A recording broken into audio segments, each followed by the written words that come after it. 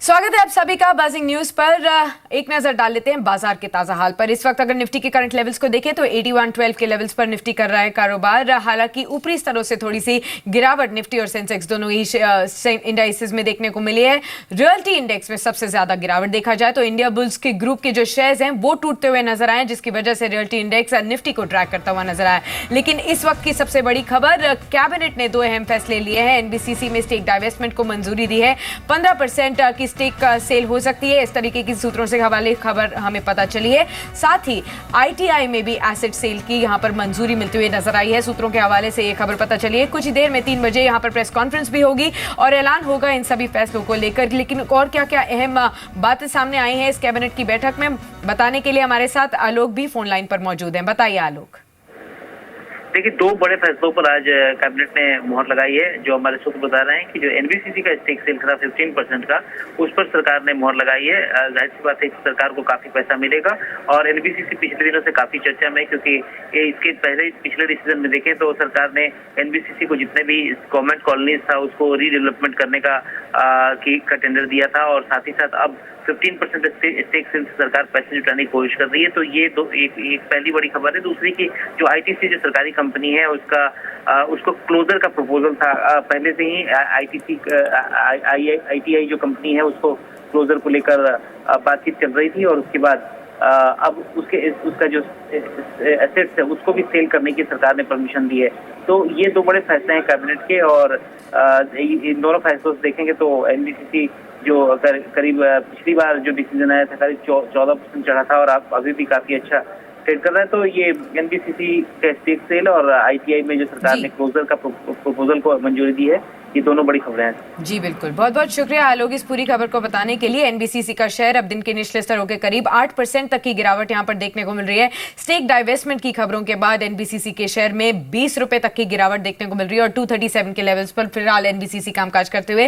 लेकिन दूसरी ओर अगर आप आईटीआई के शेयर को देखेंगे तो यहां पर एसेट सेल की बिक्री को जहां पर मंजूरी मिली है उसके बाद दिन के उच्चतम स्तरों पर 16-16.5% तक की ऊंचाई के साथ यहां पर कामकाज होते हुए नजर आ रहा है। 33.50 के लेवल्स पर आईटीआई फिलहाल काम करते हुए। लेकिन देख लेते हैं इस वक्त और कौन से ऐसे शेयर्स और सेक्टर्स हैं जहां पर बजिंग एक्शन इस वक्त देखने को मिल रहा है। बताने के लिए हमारे साथ न्यूज रूम से अंचल भी मौजूद है। बताइए अंचल। शुक्रिया साक्षी। आरपीपी इंफ्रा से शुरू करेंगे। देखिए, आरपीपी इंफ्रा को श्रीलंका से $1.03 करोड़ का ऑर्डर मिला है। ऑर्डर मिलते ही शेयर में एक तेज उछाल देखने को मिला और अच्छी खरीदारी के साथ शेयर अभी भी दिन के उच्चतम स्तरों के आसपास ही कामकाज कर रहा है। केन वेदांता ये दोनों ही शेयर पिछले 2-3 दिनों से बजिंग में है। देखिए, पहले खबरें आई कि केन वेदांता का विलय को बड़े निवेशकों ने मंजूरी दे दी है, लेकिन उसके इमीडिएटली बाद एलआईसी सामने आया और उन्होंने इन खबरों का खंडन किया और साथ ही साथ इस बात पर जोर दिया कि एलआईसी की तरफ से केन वेदांता के मर्जर को अभी तक मंजूरी नहीं दी गई है। उसके बावजूद भी अगर आप पिछले 3 दिनों का परफॉर्मेंस देखें, दोनों ही शेयर करीब 18 से 21% तक चढ़ चुके हैं। वहीं जेपी पावर पे भी नजर रखिएगा, आज एक अच्छी तेजी दिख रही है शेयर में। कल खबर ये सोमवार को कंपनी की बोर्ड बैठक है। ये इसलिए ज़रूरी हो जाती है बोर्ड बैठक क्योंकि इस बैठक में फैसला लिया जाएगा जो कंपनी का 500 मेगावाट का पावर प्लांट है उसे बिना इकाई को ट्रांसफर करने पर फैसला लिया जाएगा। तो उससे पहले आज शेयर में एक अच्छी खरीदारी देखी जा रही है। बीएचईएल का शेयर है जो आज बढ़ेंगे, काफ़ी अच्छी तेजी देखी जा रही है। काफ़ी समय के बाद बीएचईएल के संदर्भ में एक अच्छी खबर आई है, वो ये है कि बांग्लादेश में पावर प्लांट लगाने के लिए करार किया है कंपनी ने। BIFPCL के साथ एक करार किया गया है और जो पावर प्लांट है इसका कुल खर्च, जो पावर प्लांट लगाना कुल प्रोजेक्ट है वो $149 करोड़ का है। एक बहुत बड़ा प्रोजेक्ट है, उसके लिए कंपनी ने करार किया है। कहीं ना कहीं वो एक पॉजिटिव इम्पैक्ट आज शेयर पे देखा जा रहा है। शेयर अभी भी 3.5% की तेज़ी के साथ कामकाज कर रहा है। फाइनेंशियल टेक्नोलॉजीज का शेयर आज भारी बिकवाली देखी जा रही है और कारण ये है, सुबह ही ये गैप डाउन ओपनिंग के साथ खुला और वहीं उसी 6-6.5% नीचे खुला और अभी भारी बिकवाली के साथ साथ करीब 6% नीचे ही कामकाज कर रहा है। देखिए, खबर ये है कि ईडी ने कंपनी के जो प्रमोटर है जिग्नेश शाह उनको गिरफ्तार कर लिया है। NSCL घोटाले मामले में जिग्नेश शाह की गिरफ्तारी की गई है और कारण ये है कि साफ तौर पर ईडी ने कहा है कि जिग्नेश शाह जाँच में सहयोग नहीं दे रहे थे, उसके चलते अभी गिरफ्तारी हुई है। और ये खबर आने के बाद से ही आज पूरे दिन ही शेयर में with volume heavy sell off देखा जा रहा है। इंडिया बुल्स ग्रुप ये एक और सेगमेंट है। सभी ग्रुप शेयरों की कंपनी जो है आज दबाव के साथ कामकाज कर रही है। बेसिकली आज आयकर विभाग के बड़े छापे पड़े हैं इंडिया ग्रुप्स के ऑफिसेज में। करीब 1000 आयकर विभाग कर्मचारियों ने छापे मारे हैं और देश भर में ये छापे पड़े गए हैं। बेसिकली जो बंटवारा हुआ था उसके लेन देन को लेकर गड़बड़ियां पाई गई है, जिसके चलते छापे लगाए गए हैं। आप सभी शेयर देखिए, India bulls real estate, housing finance या फिर इंडिया बुल्स वेंचर, तीनों ही शेयरों में भारी बिकवाली है। अब कुछ सेक्टर्स की बात, रुचि सोया की पहले बात कर लेते हैं। देखिए रुचि सोया पे आज सुबह से ही प्रेशर देखा जा रहा है। लेंडर्स ने कंपनी के खिलाफ वाइंडिंग अप नोटिस दाखिल किया है हाई कोर्ट में, उसके बाद से ही प्रेशर है। कुछ सेक्टर्स पे नजर रखिएगा। मेटल शेयर आज सभी तेज है, वेदांता, टाटा स्टील, हिंद कॉपर, सभी में अच्छी खरीदारी दिख रही है।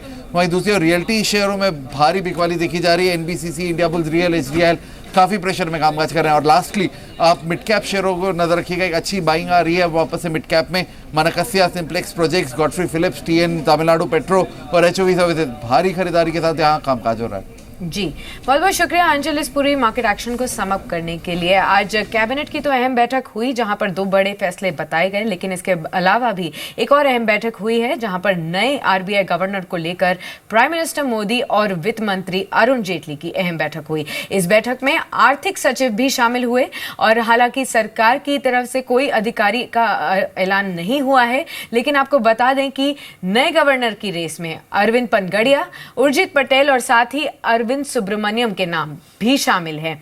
इस अहम बैठक के बाद उम्मीद लगाई जा रही है कि जल्द ही नए आरबीआई गवर्नर का ऐलान हो सकता है। 4 सितंबर को आरबीआई गवर्नर राजन का कार्यकाल समाप्त हो रहा है, जिसके बाद नए गवर्नर को उनका कार्यभार संभालना पड़ेगा और उम्मीद यही लगाई जा रही है कि आज या फिर कल यहां पर अनाउंसमेंट हो सकता है नए आरबीआई गवर्नर के नाम का।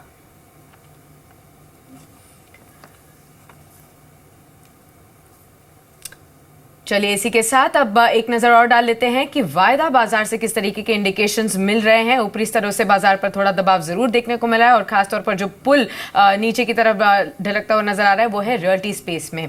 रजत हमारे साथ मौजूद है। रजत बताइए क्या कुछ इंडिकेशंस आपको मिल रहे हैं और ट्रेडर्स का फोकस इस वक्त कौन से शेयर्स पर है? जी बिल्कुल, एक दबाव है, ऊपरी स्तरों पर टिक नहीं पाए, 50 के ऊपर कन्विंसिंगली रह नहीं पाए और लगातार दबाव बना, लेकिन एक रेंज में फंस रहे हैं आप। 8500 का लेवल इतना ईजिली नहीं टूट रहा है मार्केट पे। इंपॉर्टेंट ये है कि आज जो स्ट्राइक्स हैं, अगर आप इन द मनी कॉल्स के बारे में बात करें तो वहां पर figures 11 lakh shares open interest में घटे हैं 8400 की कॉल में, यानी कि जो तेजी की पोजीशन है उसमें थोड़ी सी अनवाइंडिंग जरूर होती हुई नजर आई। 8500 की कॉल में लगभग 11 लाख शेयर्स खड़े हुए, out of the money calls में राइटिंग हो रही है।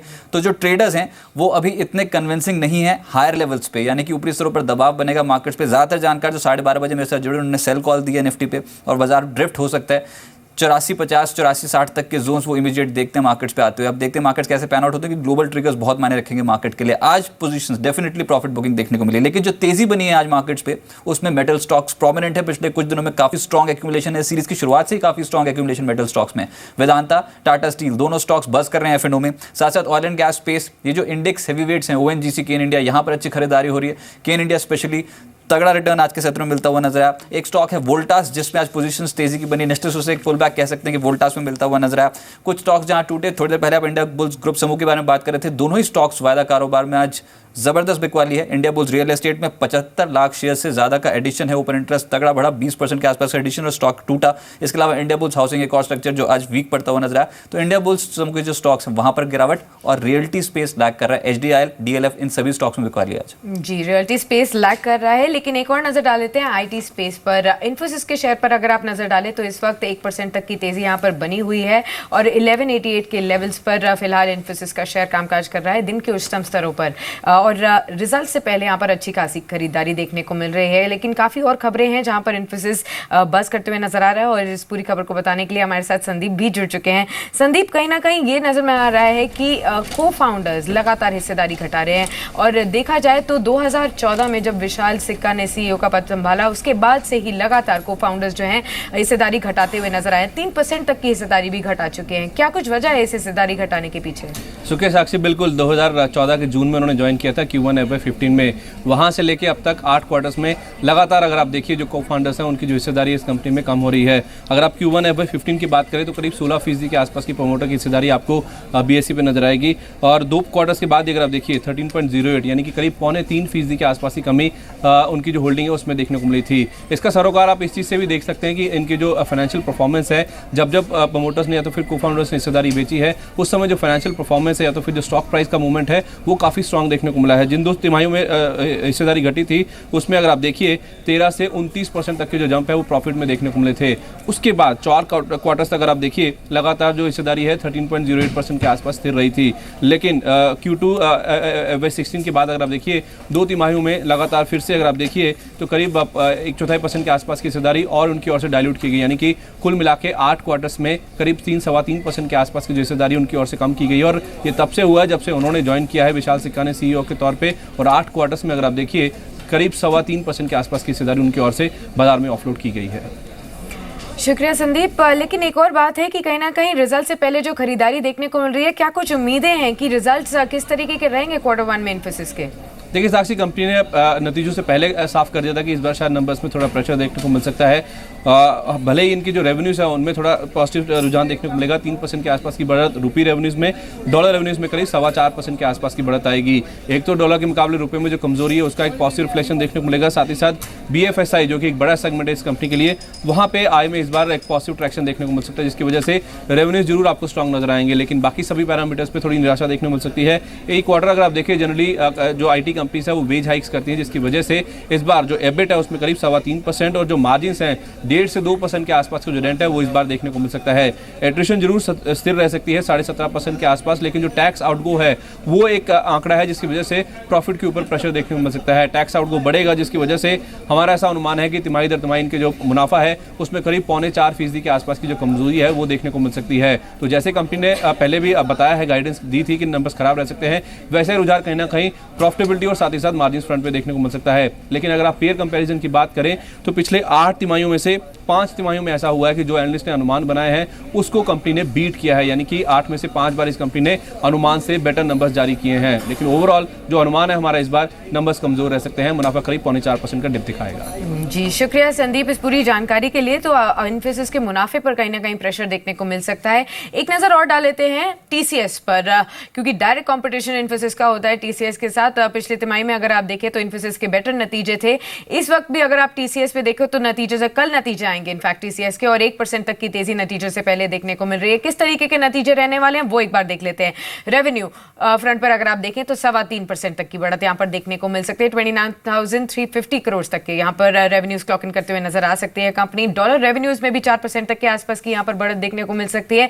सिक्वेंशियल आधार पर यहाँ पर ये बढ़त देखने को मिल सकती है। EBIT फ्रंट पर हालांकि फ्लैटिश ग्रोथ ही देखने को मिल सकती है, 0.4% तक का उछाल यहाँ पर देखने को मिल सकता है। साथ ही आप देखें इस वक्त EBIT परसेंटेज पर यहाँ पर कहीं ना कहीं दबाव देखने को मिल सकता है। 25.9% तक की EBIT मार्जिन हमने पिछले क्वार्टर में देखी और इस क्वार्टर में 25% तक की EBIT मार्जिन रह सकती हैं, जो माना जा रहा है कि वेज हाइक और वीजा कॉस्ट को लेकर ये प्रेशर जो है मार्जिन पर आता हुआ नजर आ सकता है। जिस तरीके से संदीप बता रहे थे कि इन्फोसिस के प्रॉफिट्स पर डिप देखने को मिल सकता है करीब 4% के आसपास का, 5.25% या 5.7% तक के आसपास का डिप जो है प्रॉफिट्स में TCS के भी नजर आ सकता है। 6,050 करोड़ तक के प्रॉफिट्स कंपनी क्लॉक इन करते हुए नजर आ सकती है। लेकिन रिजल्ट से ठीक पहले एक पॉजिटिव रुझान 7% तक की तेजी TCS पर देखने को मिल रही है।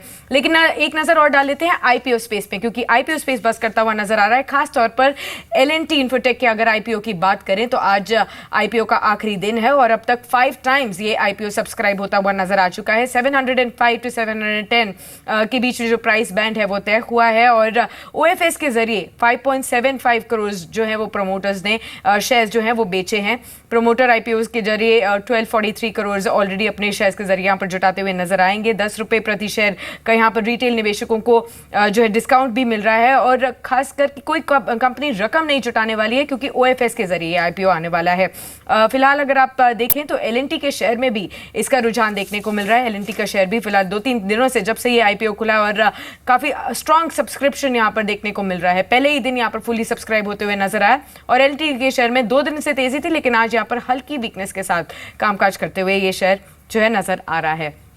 लेकिन अब बात कर लेते हैं मॉनसून स्पेस की, क्योंकि मॉनसून ने तय समय से 2 दिन पहले ही पूरे देश को कवर कर लिया है। IMD ने इस बात का ऐलान किया और इसके साथ ही इस मॉनसून सीजन में बारिश सामान्य से 4% ज्यादा हो गई है, जबकि जून में देखा जाए तो मॉनसून में सामान्य से 11% तक की कमी थी। मंगलवार को सामान्य से 31% ज्यादा बारिश हुई। राहत की बात यह है कि मध्य प्रदेश जहां भीषण बाढ़ की हालत बन गए हैं, वहीं अगले कुछ दिनों में वहां बारिश थम सकती है। मौसम विभाग के मुताबिक अगले कुछ दिनों में वेस्टर्न और नॉर्थ ईस्ट रीजन भारत के इन सभी में तेज बारिश हो सकती है।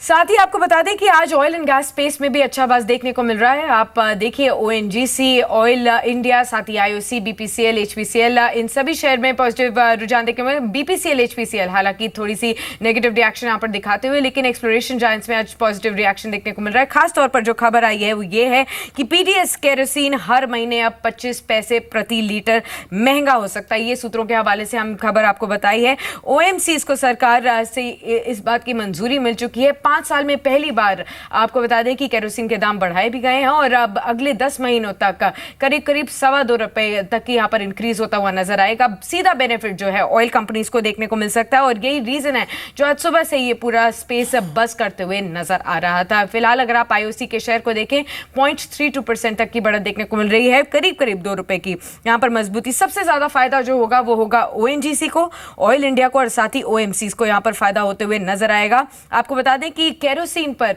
सरकार ₹12 प्रति लीटर का सब्सिडी देती है और इसका बोझ वो संभालते हैं, लेकिन ₹1 प्रति लीटर का बोझ जो है वो ओएमसीज को भी भरना पड़ता है और इस बढ़ोतरी से कहीं ना कहीं जो फायदा होगा ओएमसीज को फायदा होते हुए नजर आएगा।